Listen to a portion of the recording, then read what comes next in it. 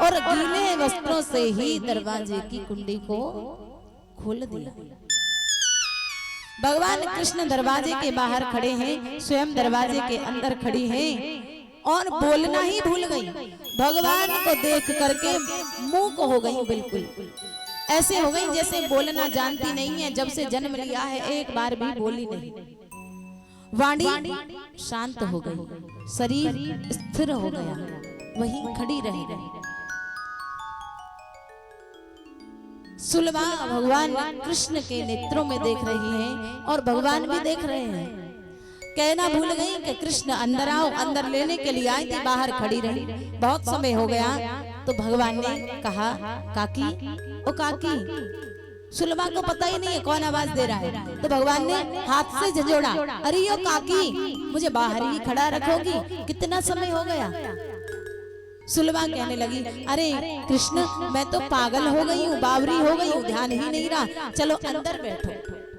इतना भाव है, इतना भाव है कि एक पीढ़ा लिया। पहले समय में पीढ़ा हुआ करते थे, छोटी जैसे बड़ी खाट होती है ऐसे एक छोटी खाट होती थी।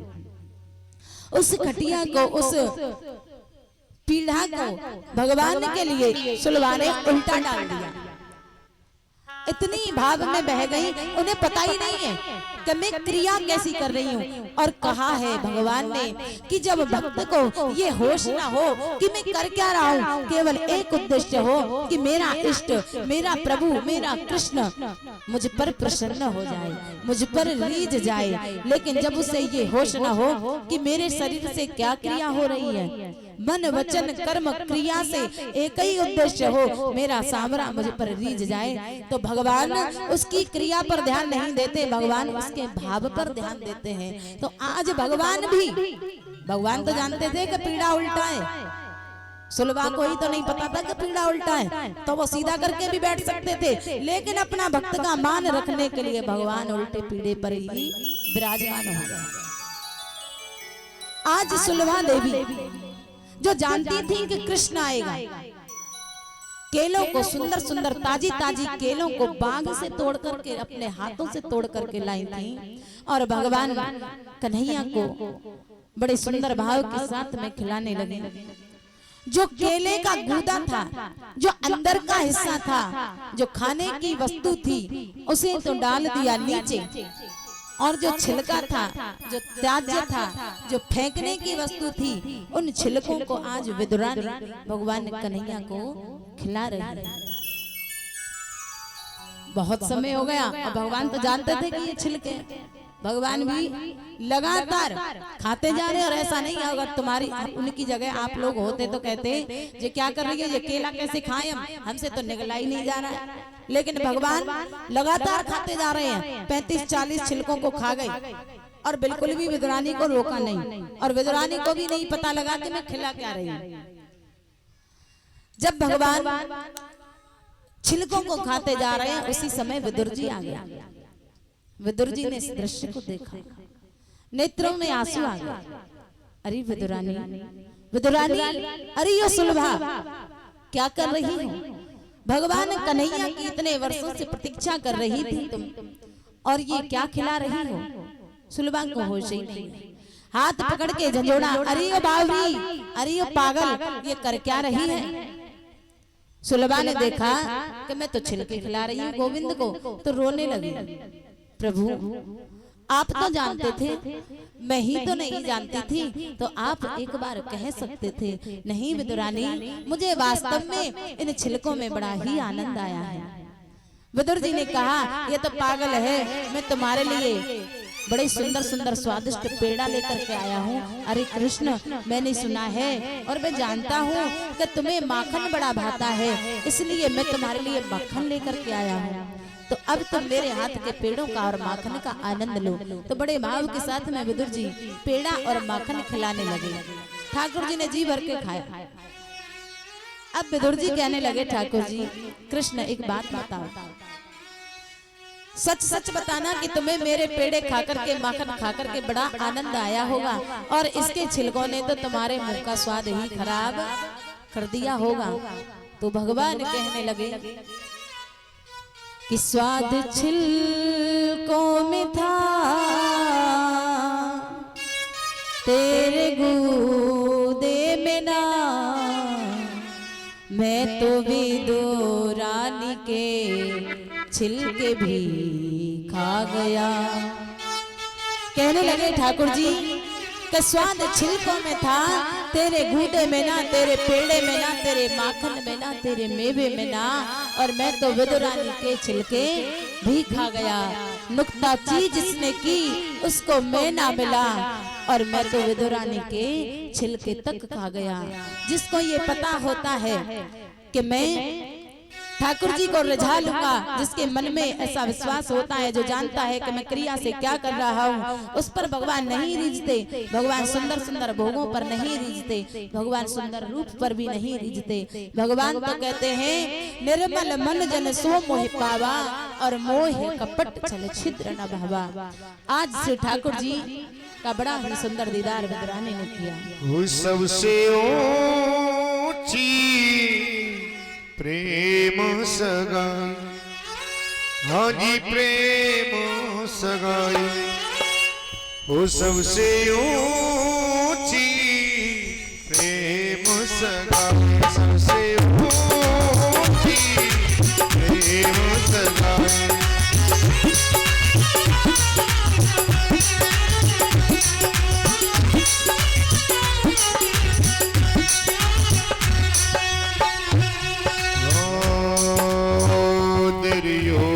धन की मेवा त्यागी, दिरियो धन की मेवा त्यागी,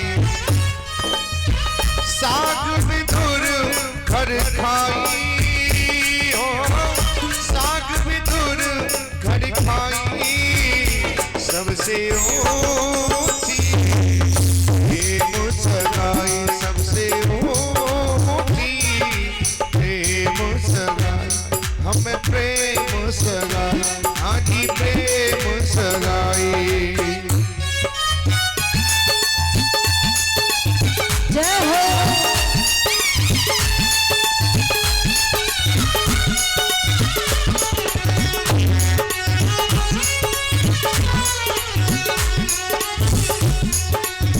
झूठे फल सबरी के खाए, झूठे फल सबरी के खाए, झूठे फल सबरी के खाए, हरि बहुविधि प्रेम लगाई हो, बहुविधि प्रेम लगाई, सबसे ऊंची प्रेम सगाई, सबसे ऊंची प्रेम सगाई, हमें प्रेम सगाई।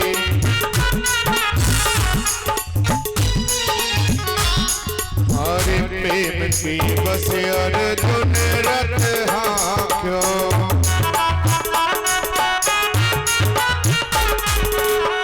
प्रेम के बस अर्जुन रथ हांक्यो, प्रेम के बस अर्जुन रथ हांक्यो, भूल गए ठकुराई, हाँ भूल गए ठकुराई, सबसे ऊंची प्रेम सगाई, आदि प्रेम सगाई, हमें प्रेम सगाई।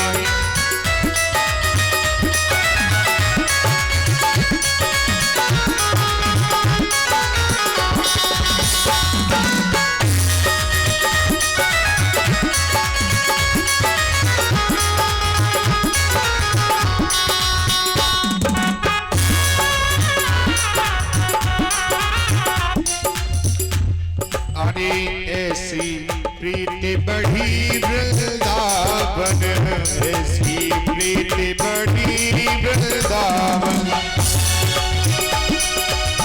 गोपियन नाच नचाई, हाँ गोपियन नाच नचाई, सबसे ऊंची प्रेम सगाई, सबसे ऊंची प्रेम सगाई, प्रेम सगाई, हम प्रेम सगाई, आह प्रेम सगाई, ओह प्रेम सगाई।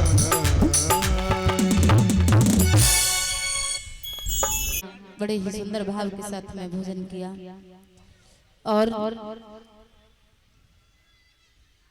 इसी के साथ में आज की कथा का यही विश्राम। और कल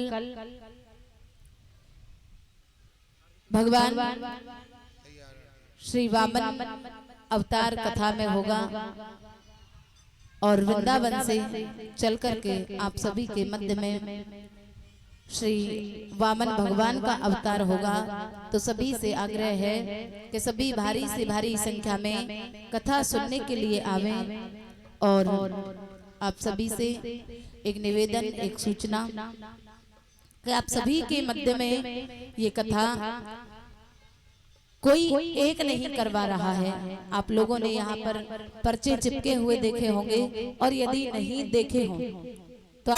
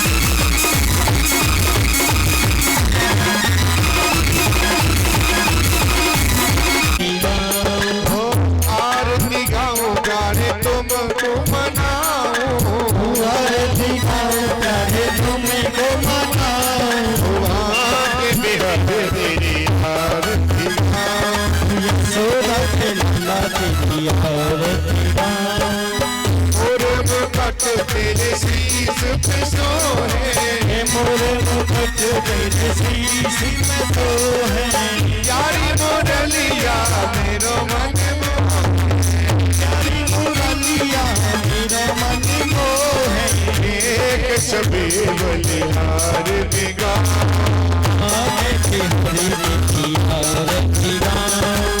चरणों से निकली का प्यारी चरणों से निकली गंगा प्यारी जिसने सारी दुनिया तारी जिसने सारी दुनिया तारी वो प्रेम सहित नित्या सौदा खिला संग सोहे रस भान दुलारी संग सोहे रस भान दुलारी ललिता विशाखा सब सखियां प्यारी ललिता विशाखा सब सखियां प्यारी प्रेम शहीद नित्या मुझ हरि जी आरती व्यासदास जी के नाथ आप हो व्यासदास जी के नाथ आप हो सुख दुख जीवन प्यारे साथ आप सुख दुख जीवन प्यारे साथ आप वास सदा वृंदावन पाओ सुधा के छिया तेरी आरती गाओ कंचन थार कपूर की बाती कंचन थार कपूर की बाती जगमग जोत जले दिन राती जगमग जोत जले दिन राती ओ जगमग जगमग जोत जले दिन राती जगमग जोत जले दिन राती ओ प्रेम सहित मिट्टिया यशोदा के थारे तेरी आरती गाओ कर्पूर गौरम करुणावतारम संसार सारम मधुरेन्द्र हारम सदा वसंतम हृदयारुदे भवं भवानी चैतम नमामि त्वमेव माता पिता त्वमेव बन्धुः सखा त्वमेव विद्या त्वमेव सर्वं मम